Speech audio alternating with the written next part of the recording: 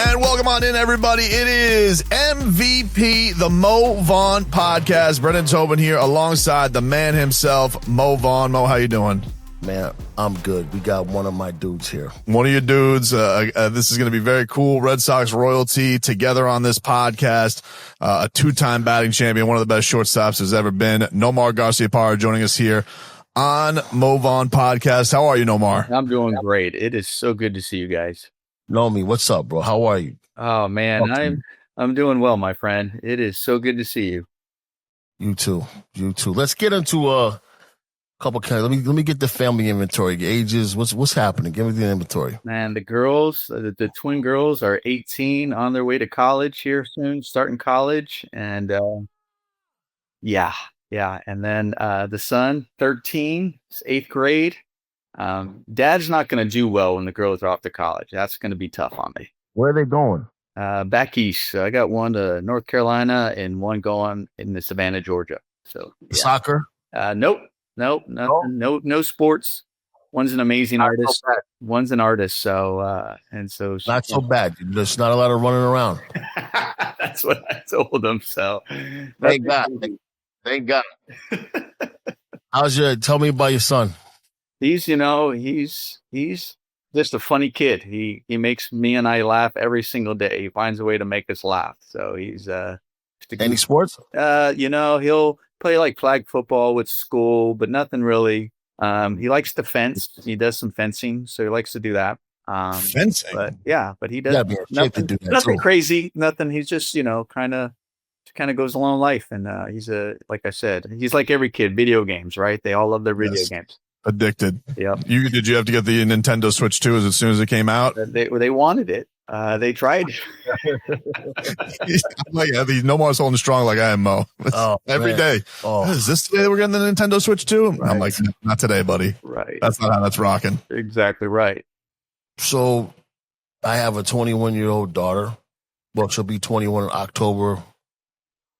Goes to Barry University. She's in her 3rd year out of 5.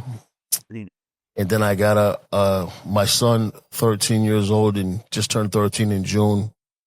He plays shortstop. So I'll be expecting you to come around and give me an evaluation and talk to my son about greatness, because you exemplified that through your career. So I'm running down the path with him. I'm enjoying it. It takes him away from the video games. It gives me the ability to have a little conduit, to work with him. And he's a lefty hitter. So, that makes it a lot easier, working with him. But, we're down here in Boca Raton enjoying life. I got into, sport fishing. So I run my own 45-foot boat, sport fishing. I'm back and forth to the Bahamas. You gotta do it. You gotta do it when you get over here. I can keep up with you. You're always into something, and it's always different things. So now it's sport fishing. I love it. It's the best thing I could have ever done. We probably should have been doing that when we played. We would have been able to take some of the pressure off. You know what I mean? Oh, that would have been nice. I'm still trying. I think I have PTSD from some of the pressure and everything that we dealt with when we played. I tell Brandon, and I tell a lot of people, when you or I were playing, we hadn't won anything yet. What did you feel the pressure? I mean, these guys now, they won one in 2024. These fans, they've won 4 now in 20 years. They weren't in the pressure cooker like us. Tell me a little bit about them when we were playing. Yeah, you felt it all the time. I think, every game felt like it was life or death. And listen, I think they still feel that way. That's just what makes that place so great, and the fans so great, is how much they care and are passionate.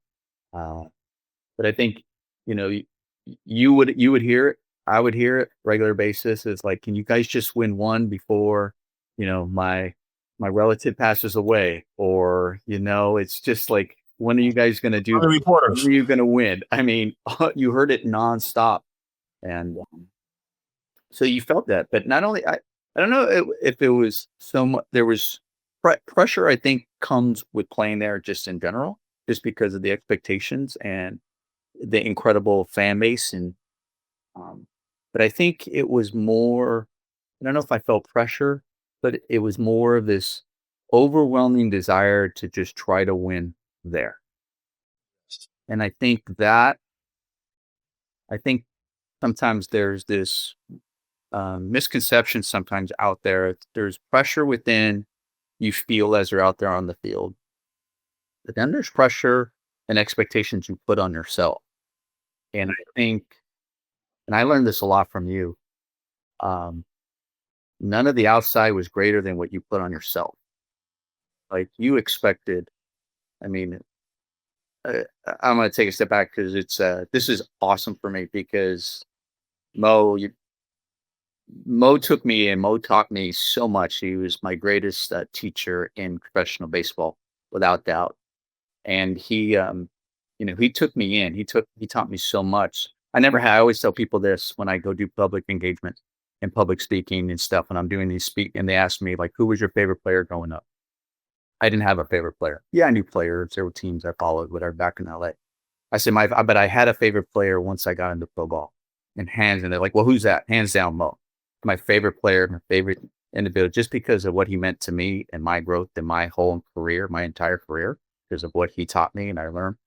So I learned that the expectations were greater what you put on yourself than anybody else was going to put on you.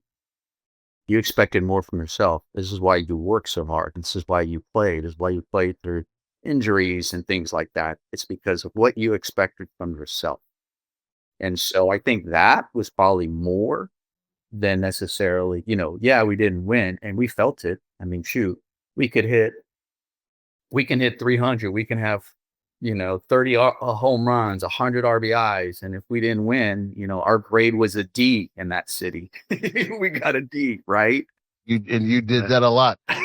Right. And we still barely, we don't even know if we got a passing grade. It was still a failure. And it was funny because even in my last year of playing, I played for Oakland.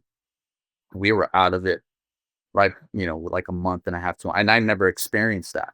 And they were talking about like, oh, isn't it great how well, or they were just trying to get to 500. They're like, it would be great if we got to 500. I'm like, and I was appalled. I was like, wait, what? Right. What is 500? We're like, we're not in this. If we're not in it, it's like, even if we finish second, we're last. And that was the mentality. And that was what I think. So I think that is what the overwhelming feeling you felt when you played there. So yeah, but you pressure on yourself. There's pressure, no doubt, that comes with it.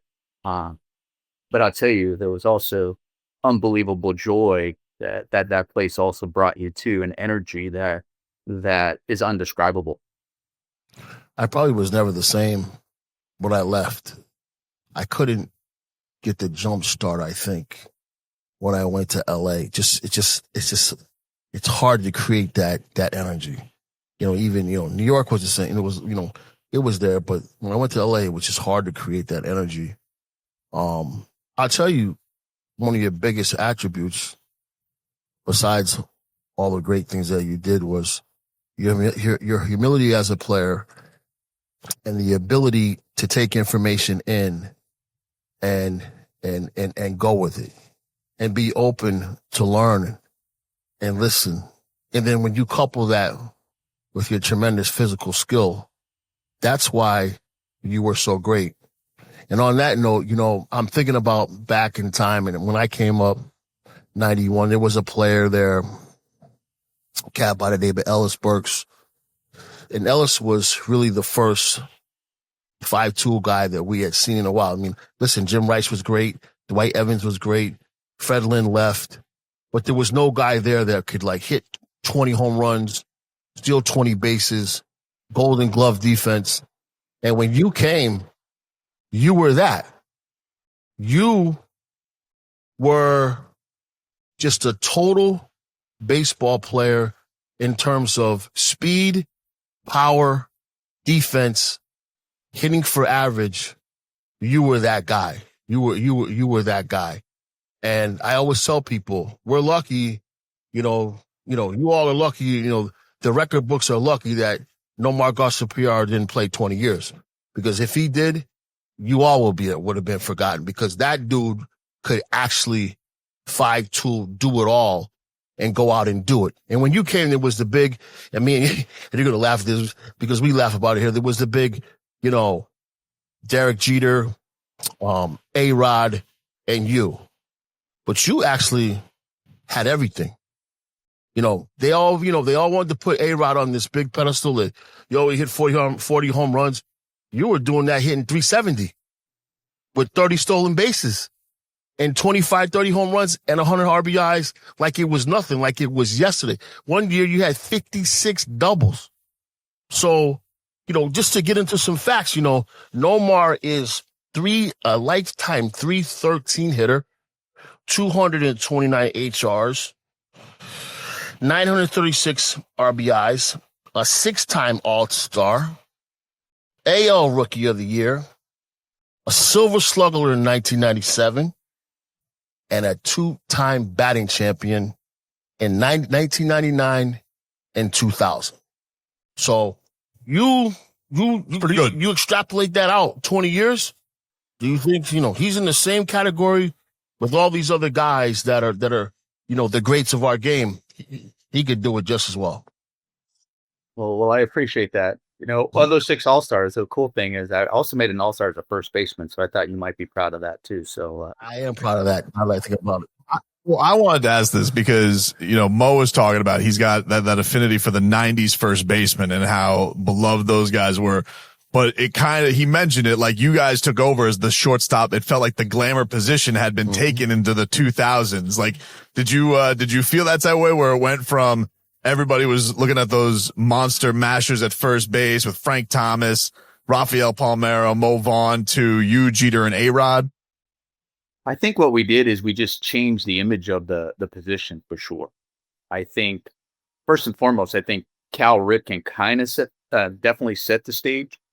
One from a size perspective, Cal Ripken's huge. I don't think people really understand how big Cal Ripken is. And so I think from that perspective, you started seeing that it was okay for bigger guys. I mean, A-Rod's a big guy. Derek Jeter's a big guy. They're tall. I'm the smaller guy. I'm the smaller of the three, but I think the other thing that what we did was that we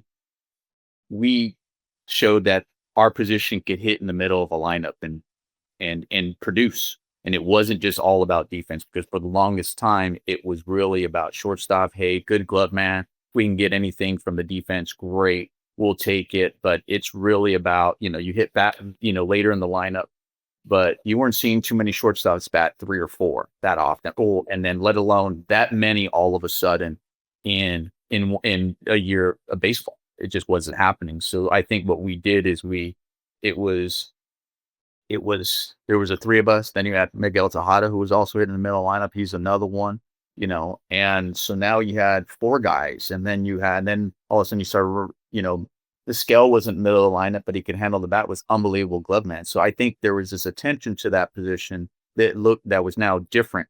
And I think that also paved the way for some of these other guys that were coming. I look now at some of these shortstop, like I watched Corey Seager for the longest time with the Dodgers. He's huge. He's a big man, but it was like, oh, he's going to be a third baseman. No, he's still a shortstop. And why? Because you can see, hey, bigger guys can play there and last a while there. So there was just, I think we kind of set that trend and said, hey, not only that, they matter in the lineup.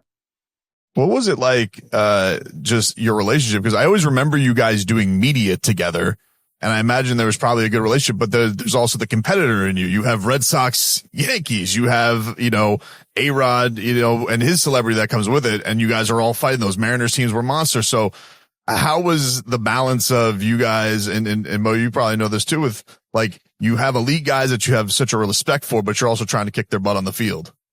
Listen, mutual respect, no doubt. I mean, I respect those guys' ability. And what I love about this game is we were all successful and we all did it differently. And that's what's beautiful about the game. There's no cookie cutting in this game. Can't cut a swing, and even though they're trying to do that in today's game now, whatever maybe, but we were different and we were able to be successful and be what our team needed at that time. But so there was a unbelievable mutual respect.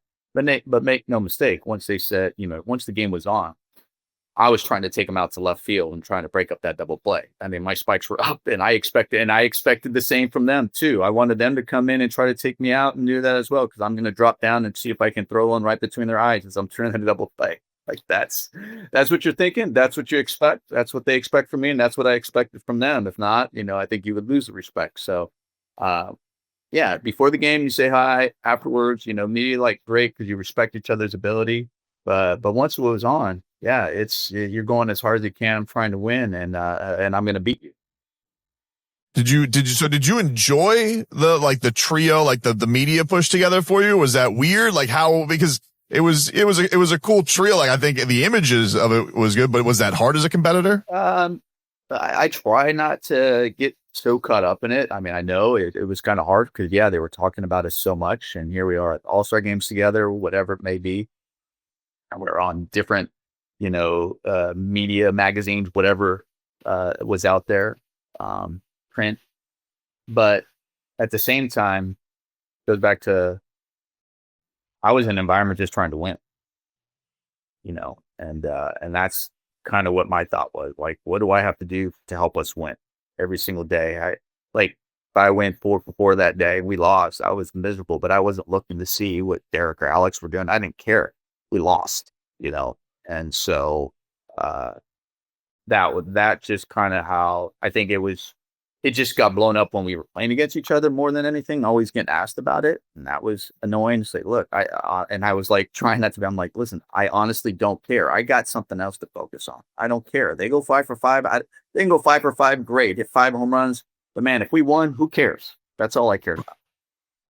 What was your first memory of Mo? Like you mentioned he became one of your favorite players. Like, was it a minor league? Was it a spring training? Was it when you got to the show? Like, what was the first thing that comes to your mind when you think about that relationship?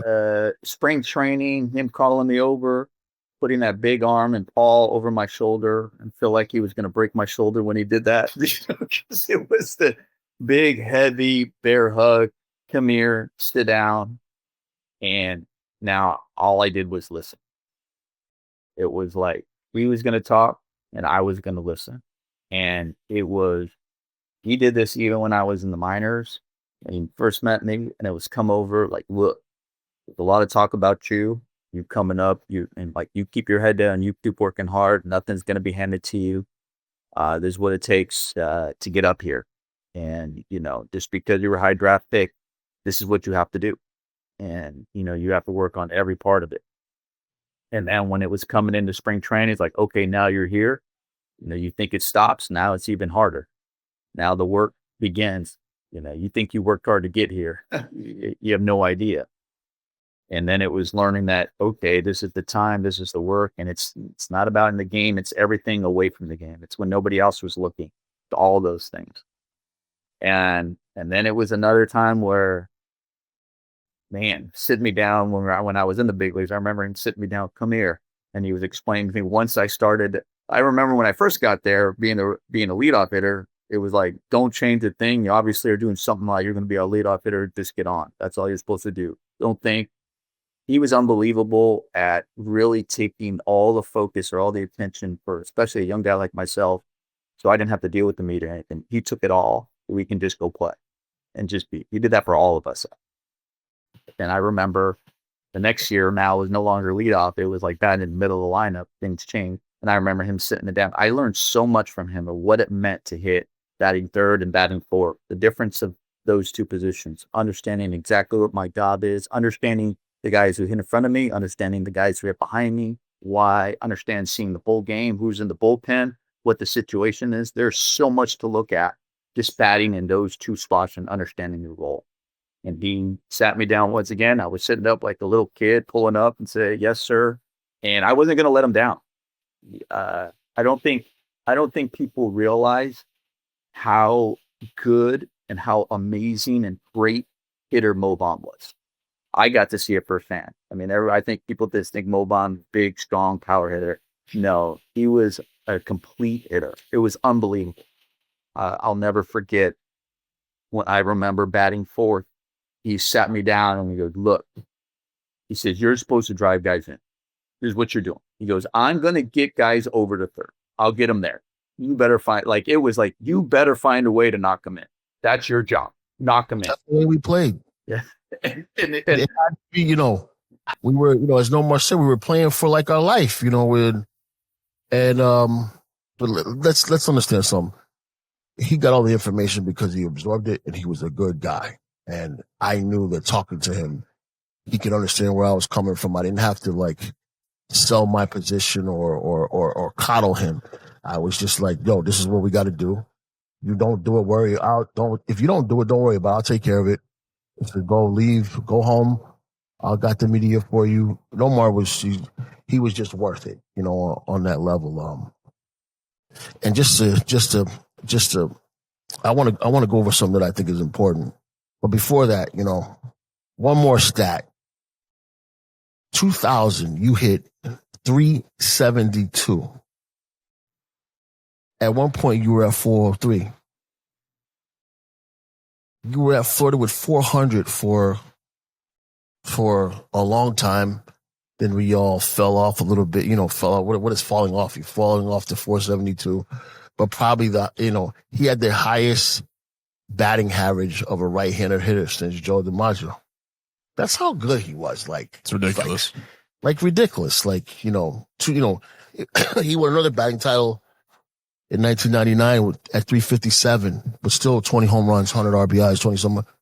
Just doing it all the way. But I told you about this before, but I'm glad I got him in front of me.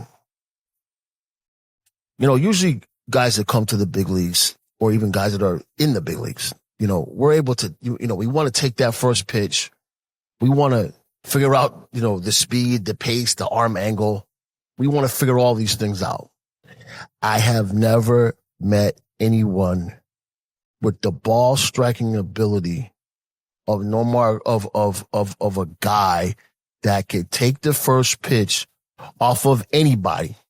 Left-handed, right-handed, submarine, I don't care where, and I mean hit it with authority. This guy it didn't matter. Guy could be warming up. It could be four different pitches in a row. That first pitch is in the strike zone, he's hammering it. Tell me, is that just the natural Nomar? Was there a method to it? Was there a technique to it? What is it? I mean, I sat, you didn't see Wade Boggs. I saw Wade Boggs. I saw, Gwen. I saw no one,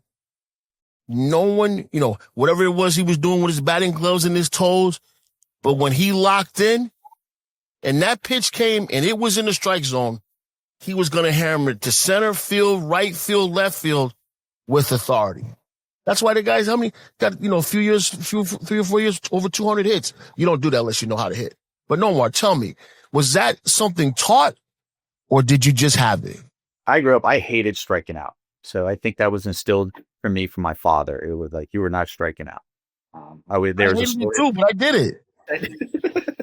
But I always thought like, you didn't get 3 strikes and you're out. You got 3 chances. And I was going to get 3 chances. I was going to waste chances to accomplish. So I had a plan every time I step into the batter's box. The game was telling me what I needed to do. I was also watching the opposing pitch. I knew, I was watching this from the side, what his speed was like, what he was working on, breaking ball, whatever it may be.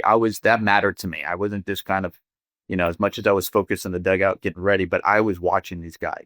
And then the other thing too is when I worked in the batting cage, in the cage was my time to work on all 4 quadrants of the strike zone. So that's what I did. I wanted to make sure I was covering. I understood how sometimes I was struggling in a certain quadrant, whatever it may be, in, up, down and in, up and in, whatever it may be. Also understanding how opposing teams were getting me out in that particular time, figuring the next team was going to do that. But then when I went into the game, I looked at an area. I feel like I don't care who was pitching. The ball still had to cross home plate in my quadrant. And it had a crosser no matter what. So I worked on that so much and tried to be the best at that area. That's why the tee mattered to me, whatever it may be. But when I stepped in the batter's box, I was thinking area based on what the game was telling me and where my strength was at that moment. And if that ball fell in that area, I was letting go. And I usually separated my areas in the game in halves, whether I was looking inner half of that particular pitch, outer half, upper half, lower half. Game told me something, I told me something, and the pitcher told me what half I was looking at that particular moment. And early on, As soon as I stepped in, I was looking at my half, and if it fell in there, I'm letting it go. Whether it's fastball, changeup, breaking ball, I'm letting it fly. That's exactly how I hit also. It's crazy we didn't talk about that. But that's how you're supposed to hit. The game's going to dictate where the ball's going to be. We need to have great anticipation that, they always tell you your first feeling is usually your right feeling when you're hitting. But the game dictates where the ball is going to be pitched. I wasn't looking for pitches. I was looking for areas. So now I get it, because, man, and he was a little bat, little head on it, not very heavy. But it was solid. It was like a tire iron. It was solid. And he would strike that ball perfectly with backspin all over the ballpark. And I used to go, wow, why is he so ready all the time? Now I know. That's tremendous. But now I know, where the greatness is coming from. You had a plan. And it was great to see it executed for some years. We saw, and Nomar, you're the first righty we've gotten to talk to about who's played at Fenway regularly, because Mo would talk about that monster kind of being his slump buster. Like, he'd look at it as like a safe haven to get out of something. As a righty, you see that big green monster, like what was that like from your vantage point of playing, 80 plus games there a year, trying to deal with this giant thing? Maybe you hit a giant pop fly, it'll get over there. But how did you manage that as a right-handed hitter? It's funny. I think Fenway's better for lefties than it is for righties. Everybody thinks, it's for right-handed it's so close. I'm like, no. You can get righties in trouble if you want to get bull happy and get yourself in trouble. But it was really interesting is I kind of looked at the wall. I thought the wall helped me. I made it help me look like a horse. You imagine a horse when they put blinders on when they're running and they have it on the side. So that wall was my blinder, so it kept me to right center and center field. So I think it helped in that perspective as far as my visual thought. Like, I have this wall, I have this blinder that's keeping me in the area I want to be, right center, center field. That's kind of how I looked at it. Pull was just reaction, but I'm thinking I want to stay on the ball and go the other way and go to center field. So to me, I guess it may have helped me from that perspective, where it kept me in the right direction in which I wanted to hit. Now, Mo mentioned it. Could you give us the origin story of the famous routine, the in-between pitches? When is the first time you remember doing this? Did you get made fun of by Mo for doing this? Because I can tell you fun of Mo from that and some other stuff too, because everybody asks, there's a difference between routine and superstition, and I was both. And I said, listen, I wasn't superstitious. I was uberstitious. There's a difference. I was way over the top, whether it was, wearing the same underwear because I'm in this hitting streak that was all just a mess and matted, but it was clean. I would clean it. It was definitely not dirty. I wasn't going to wear anything dirty, but that was going to be clean. But I was crazy. I was a nut job, and I can't. He's one of the guys that when we were talking about superstition, I was talking about. He had it. You guys just think it was the gloves and the shoes. The whole hustle. And he used to eat this damn sandwich every day too. Every single day he would eat this sandwich. It was like ham, salami, whatever it was. He would eat this damn sandwich every day, no matter what. Yeah, so, I didn't eat nutritiously. I ate superstitiously. Yeah, he ate superstitiously. So I had a lot of issues and things, no doubt. But I think it also, it was the way I had to deal with failure. It was the way I had to deal with things. I did a lot of this stuff because I felt like that's what I owed it to myself and my team. Like, that's what got me ready. And if I didn't do any of it, I was like, oh, I wasn't ready. And if I had a bad day, it was like, because I didn't prepare. I didn't do all that stuff. But if I did everything and I still sucked, I can say today was a bad day. Today was just a bad day. We'll get them tomorrow. So it was my way of preparing. Like, I owed every minute. Like, I know the media didn't care for me, whatever. I didn't talk to them early on because honestly, every minute counted. I was supposed to be somewhere and doing something every single minute. I was looking at the clock all the time. I was regimented and doing something every single minute. If you wanted to talk to me for 5 minutes before a game, I had to come in 5 minutes earlier so I can make sure that I can give it to you. So I needed to know ahead of time. I just couldn't do it right then. But yeah, the routine, so listen, it's kind of boring. Since I was a little kid, if I was about to exert any energy, I played soccer, whatever. If I was about to take a free kick, I like the feeling of my toes at the end of my shoe. I like my toes feeling tight. So I would tap my toes to get my toes at the end of the shoe. So nice and tight. So that's what I was doing when I tapped my toe. Since I have something on my hands, I wanted the same feeling. So everybody thinks I'm unstrapping my Velcro. I'm not. I'm actually pulling down my batting glove to get my fingers at the end of my glove. So I'm pulling them down. And honestly, I don't know how many times I'm doing it, but I'm actually thinking about the next pitch or what I'm going to do next. So it was all feeling. That's what it was. That feeling to tighten before I'm about to exert any energy. And that's what I was doing. I can't remember when it started. I feel like I had a really lucrative batting glove deal because everybody saw it all the time on TV. So it was marketing 101. But I will tell you this though. It's funny in today's game, everybody thinks how I would have fared with the pitch clock. Honestly, I was done in less than 8 seconds. I was done in about 8 seconds. So I was like everybody does. I never stepped away. I kept one foot on the batter's box. I was stepped right there, and then I came back, and I was already addressing. When I tap my toes, there's no set number. I'm tapping my toes. I'm waiting for the pitcher. If I tapped it once, if I didn't tap it, if the pitcher quick pitched me, I'll hit my double and laugh at him at second base. I don't care. So that didn't matter. So I was ready. Pitch clock wouldn't affect me one bit. I said I'm the epitome of the speed up rule because I was swinging at the first pitch anyway. So it was good. Absolutely. Well, so like if a pitcher did try and mess with your routine, that was important to you, and you just thought they were doing, like, did you ever feel like a pitcher did it for spite? Yeah, I remember Jamie Moyer. We were teaming. He did that to me. Like he was waiting, and as soon as I stepped into my other foot, stepped in the batter's box, he pitched, and then I hit a double. And I remember saying that second, I'm like, see, it doesn't matter. Like it doesn't matter. He could do it, man. One of the best ever. That's insane. What did you guys feel? I'm curious about this because you guys talked about the pressure of playing in Boston. But I think of like, recently in South Florida, the Panthers winning, like Roberto Luongo. He was like one of the OGs when nobody cared about the Panthers. I think of like Thurman Thomas with the Bills. He's like telling the GM, hey, get that first one for us. What did it feel like when you saw the franchise finally get over?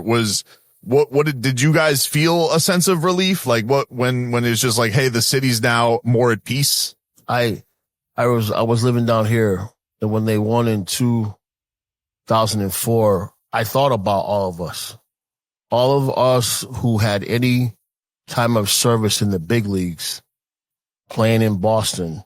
It was like a full, I don't know. I don't know how Nomar feels about it, but for me, it was like a full weight fell off of me when they won in 2004. I was so happy that, I can walk around with some pride. You don't have to hear 1913 from the Yankees fans. You could talk a little trash now. And then, to get 4 in 20 years, we really feel good. What you think, Norm? It was, I was happy, obviously, tough because I got traded that year. So I didn't get to experience it. I mean, go to the World Series. Traded that year, which was just a tough year in and of itself. But what made it special was, while they were going on the run in the postseason, what the guys were calling me when they were like in the bus, like, you see us, we're going to do this. And I'm like, yeah, I'm watching. I don't watch the World Series, but I only watched 2. And I watched that one, obviously. I wanted to see my boys. Another one I watched was when the Mets and the Yankees played because my boy was playing center field, Jay Payton. We were college roommates, so I watched him. But yeah, I was watching it because I was so genuinely happy because, yeah, all my goal was just to bring these people a World Series, like we were talking about earlier. The people who could be at peace, to be at rest when they talk about their loved ones. I was genuinely happy. That's all I wanted. All I wanted to do was just to win a World Series there. I think there's a lot for myself personally, misconceptions about, you wanted out, traded all this stuff and everything. I'm like, people don't understand how much I genuinely never wanted to leave, always wanted to be there because I just wanted to win there. I just wanted to win there. Like winning there meant more than winning anywhere else. I go to these speaking engagements and I do these speeches, and you always have Yankee fans, right? And then they always like, oh, we have, 27 point whatever World Series champs. Well, like, 27, 28. And I'm like, yeah, but how many broke a curse? And they're like, what? And I'm like, yeah. Or I'm like, all right, pipe down. Right. I'm like, yeah. And then so, it's just, yeah, it was all people don't every single year, every single off season, the way I prepared and the commitment I made was just to win a World Series. That was it. That was all I was thinking. It was just there. And yeah, that's how I felt and that's how I thought. And I'm definitely happy that they won. We have we have a great history and a team that we're a part of. We're Hall of Famers, and there's a lot of history and so many players. But there's also, in my opinion, too many good players,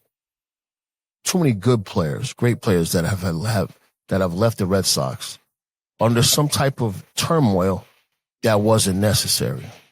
I feel that in my case, definitely in Nomar's case. You look at Roger Clemens, you look at so many guys that were great players that busted their ass for the Red Sox, but there's seems to be always something, cockeyed in the situation. Even the situation with, we were talking to David about Rafael Devers. We, regardless of, who we are, I think some of us deserved a little bit of better communication in the process. But this is a guy that really, busted his butt every year to be great, to win. And somehow, some way, the narrative got changed to something that was wrong. And that's wrong because this guy came to play every year. It's true. And it's, I remember who I talked to right after the Red Sox and went through the same thing. And we were chatting and I was just like, I said, welcome to the club. And they're like, what? I said, welcome to the club. I said, let me tell you. I said, you got Ted Williams. I go, you got, after Ted and Yaz, I don't know if he really had to experience as much. I said, I remember Roger Clemens. I remember Mo. I remember myself. It was always somebody, right? And it was always somebody. And I go, the list is distinguished and and it's an incredible list and it's unfortunate. I said, but welcome to the list.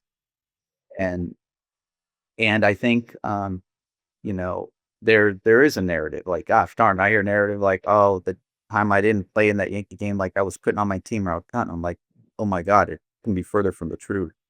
I said, people don't know what I was dealing with that year, what I was battling. And I said, man, I go, funny because we have Mo Vaughn here. So you understand if Mo's watching this, I go, if he knew if I'm not playing it, it's because something's serious, because he taught me like, man, if you can walk, you're playing.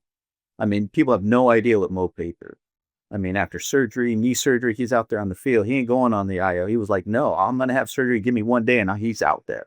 And I remember him looking at me. And some of the pain and stuff that I went through, some of the stuff I went through with my wrists, some of the stuff that that you endured and what you went through just to play. I was like, well, this is what he taught us.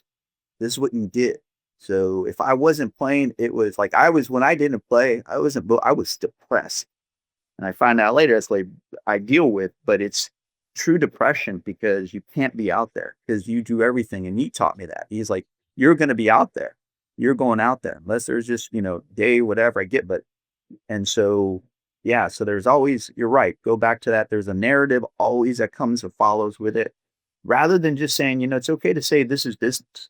Like you can't hear that. I don't understand that. Like there's a personal side and a business side. Let me tell you, it's hard for us because when you're playing in Boston, there ain't no business. It's all personal. It's all personal. It's the only way you know how to give everything you got because it's personal. I mean, man, I was building a home there. I wanted to spend the rest of my career and life there. We were making a life because it's personal. And the business side comes into it. And why owners, whatever, can say, my feeling is it's really hard for an owner to probably tell these people who look at us at a certain way. It's more than just their hero, whatever term. It's a different view that they have of us. And it's so appreciated. Trust me. It's why I retired as a Red Sox, because of what the fans meant to me and what they say to me and still say to me. But it's going to be hard for an owner to say, I'm going to get rid of your favorite player, your hero, and I'm still going to be here, but they're not. And I got to live with that because So they have to twist it. They have to say how bad that person was, whatever. Like, I remember when Mo was no longer there, what I heard. I'm like, heck no. There's no way. Like, I'm like, you guys, that's furthest from the truth. I always tell people, I tell you one thing. One of the things that hit me early in my career that hit me the most, that was really tough for me, was one day Mo comes up to the plate. Now, let me tell you, Mo gets cheered every single time, right? So his first day first at bat, I heard the fans boo, and it crushed me. You don't understand. It hurt. It still hurts me to this day, and I still remember it. And I remember going, why are they booing Mo? Like, whoever boos Mo? And then I remember guys, I'm like, oh, you didn't read the paper? I'm like, the what? Like, oh, like you said something. I don't know what it was said in the paper or whatever. I'm like, wait, what? Why does that matter? Like, this is freaking Mo Vaughn. I don't care what was written. You never freaking boo him. And I was like, that crushed me. Like, wait, that the paper has that much power to boo Mo Vaughn? Obviously, they stopped because he's hitting a walk-off home run and everything and winning the game. I remember it was against Toronto. So see, that's it. It crushed me. And it's funny. Do you remember what was in the paper? It was contract related. It was unnecessary. It was, as always. And I guess, see, this is where, I mean, even Nomar didn't make it out because Nomar never made any waves, and he still got dealt the blows that he had gotten, let alone me, when I wasn't afraid to talk. You know what I mean? So I'm sure it was something that I said, but here's a guy that kept his mouth closed, and he still, caught some swords trying to slice him. You know what I mean? And that's the only bad part about the history of our organization, is so many good guys had to just go that route when it could have just been simple and done simple, and we all would have just moved on. Yeah, listen, the organization means, like I said, that it's barred because there's going to be stuff that's said, stuff that's written, but it's like sometimes I'm like, what are the actions? That's why I go, listen, I retired as a Red Sox for that reason. It really meant a lot to me, meant the world to me. And it still does. No, before we get you out of here, I was curious about this because you mentioned the pitch clock thing, but you guys are such, scientists. I hear about the hitting, and I think it's fascinating. What do you think? Like, do you hear about like the way guys go about hitting today? Because we talk about the different things they're teaching about launch angle and all that type of stuff, and you talk about, I can see the disgust in your face about strikeouts. So, like, what do you make of that type of methods that are out there? Well, I think, listen, first and foremost, I'll say there's no one way to hit. I'm not going to say that by any means. But I listen, analytics. It's funny. I remember talking to or hearing an interview with Kevin Kennedy and Dusty Baker, and they were asking them, "Hey, can you manage in today's game with all the analytics?" And they're like, "Yeah." He goes, "By the way, but it's not a problem." He goes, "Because we had the same stuff." They go, "What?" "We called it data." Because I had a stack of papers on my desk. It's just called, you guys just changed the name. It's the same thing. It's that we have all the data. So there's data and information. So we had information. I think right now what's happened is there's a misinterpretation of the data. And I think you have people who maybe can create data and, have their own interpretation. And then all of a sudden they become the authority I rather them go to somebody like Mo Vaughn. Say, okay, listen, what data, what analytics matter to you? Or let me quantify the way you think, like what your thought process, what you're trying to achieve. Let me try to quantify it as best I can. And that should be more important than somebody who's never done it. Tell Mo Vaughn, you don't know. Let me tell you, Mo, data is more important than what you're thinking. Like, that's the problem in this game. You have people telling you, those who have done it, rather than quantifying those who have done it. Very, very well said, brother. And so that to me is the problem. So you get these launch angles, you get all this stuff. You want it's just an uppercut, which we keep telling people you don't do. It's been taught to us since we were a little kid. It's like now it's funny, just on the pitching side. When we were a little kid, we were talking about don't throw the curveball. It was like, don't throw the curveball incorrectly. Don't throw it out there and snap at the end. You got to form, you got to throw it over. But now guess what? They're snapping, and guess what? You have Tommy John surgeries out left and right. They call it a freaking sweeper or whatever you want to call it. RPMs, how many Yeah, RPMs they got to have it. So now all of a sudden they're snapping it more oh, by the way, we said this a long time ago, where if you did that, you're going to hurt yourself. Right. There you go. So don't swing up. Why not? Because you'll pop up. You might hit a home run here and there, but you're going to strike out more, which they do. You're going to hit balls in the air more, which they do. So it's this misunderstanding of actually how to reach that launch. And I feel bad that it's gone to the youth. I really do. Like, I see it all the time. And it's funny because I talk to parents and I talk to a lot of time. I said, and I really go in launch angle. I said, if you have an instructor you're going to, and they mention launch angle to your child, walk away. Run. I said, because first and foremost, you have to understand something. I asked the parent, I said, do you know how launch angle, or quote unquote ideal launch angle, was created? And they're looking at me like, what? I said, it's all data. I said, what I mean by that is they took a bunch of stuff in the big leagues. They took about all these hits. They measured where the angle in which the ball came off of the bat. And they figured out that, this certain angle, the percentages of a base hit was higher percentage compared to an angle that wasn't a base hit, that turned into an out. So ideal launch angle was X amount. That would be over the fence, whatever, that turned into a hit more than the other ones. I said, so that's how the ideal launch angle came about. So when they studied all this stuff, and I said, by the way, they're factoring in that your child. So if they tell you it's ideal launch angle is this, that means your child is playing against the Boston Red Sox defense or the Dodgers, the big league defense. I go, it doesn't matter. I said, so launch angle has no relevance to your 12-year-old or 10-year-old because a ground ball is a hit and they're standing on first, happy as can be, and so are you as a parent because they're on base. I said, so that is irrelevant. The ideal launch angle is a freaking line drive to the gut of the pitcher. That's the ideal launch angle. Right there, that hits him in the gut. That's what, right in the side. That's what you're trying to achieve. So to me, that's where I said, just walk away, because launch angle is irrelevant to a child. It's all about squaring the ball up with consistency, catching up to the ball, hitting the ball, and not swing. Don't go to a swing coach. There's a difference between a hitting coach and a swing coach. Swing coaches are for golf. Hitting is a different animal. Nomar, the T was your solitude, right? Yeah. I've learned that with my son, how important the T is, if used correctly, can really be a beneficial tool. I'll be calling you about that anyway. It doesn't lie. The T doesn't lie. And then you can put it in so many different positions, set it up. It's telling you how you're swinging. I do that with people now and let it know. But man, the T is great. And I haven't seen you in a long time, but it's great to see you, brother. And I felt like, man, I'm like a little kid right now. I'm like, oh, like this. I really am. I left the game, and I had to leave the game at the time that I left to just try to get ready to move on, and get life going. And then my son brought me back to it, and it brought me back to you and to all the guys and the guys that we knew. And I'm going to catch up to Veritek also because, he was young at the same time and became the captain of the Red Sox. You know what I mean? So it's great to see you. I'll be looking forward to meeting up with you. I'm actually going down to San Diego this weekend, for the perfect game, nice. showcase. But we got to get together. There's lots to talk about in person.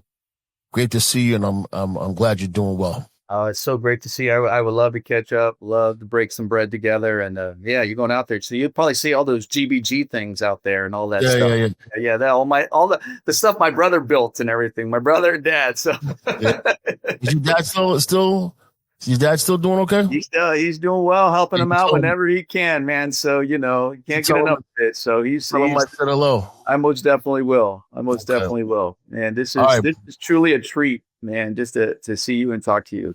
Let's make sure we get together. Absolutely. All right, bro. See you later. All right. Take care.